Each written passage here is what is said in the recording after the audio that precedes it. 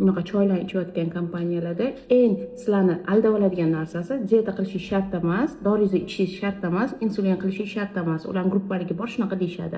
Bugungi ssenariy bo'yicha qandli diabet kasalimga yana dori ichsangiz, jigaringiz, pochkangiz yomon bo'ladi deb yana o't ichirilgan. O't nima ichdim dedingiz? Stop diabet. Ichganingizdan keyin sizga dorilaringizni iching, nima qiling deyishdi? Dorilarni to'xtating deyishdi. Bir oy iching dedi, dorini ham qo'shib iching dedi, keyin bir oydan keyin dorilarni to'xtating dedi. Tuzalib ketasiz deyishdimi? Shunaqa deyishdi. Hozir nima bo'lyapti endi? Shu oyog'im bezovta bo'lyapti, kechasi yo'q. Bunaqa bo'lyapti, oyog'im og'rib. Shu kechasi og'riyapti, mana yurganlarimda og'rimaydi, kechasi yotganda. Asabga tegib og'riydi, bunaqa zirqirab ham og'rimaydi. Qandli diabet odamlarga har doim aytaman, sizda bo'layotgan narsani o'zingiz bilasiz.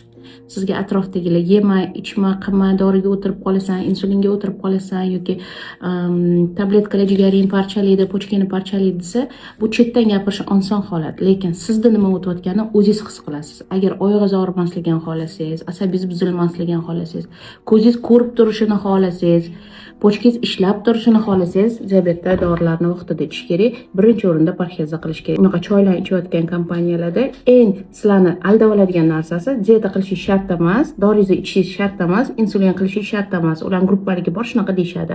Lekin agarda mazingiz bo'lmay telefon qilsangiz, sizga biz aybdor emasmiz. Dorilarni ham qaytarib olmaymiz. Siz noto'g'ri qilgansiz, sizda ayb deb aytishadi. O'shaning uchun o'zingizlar ehtiyot qilinglar.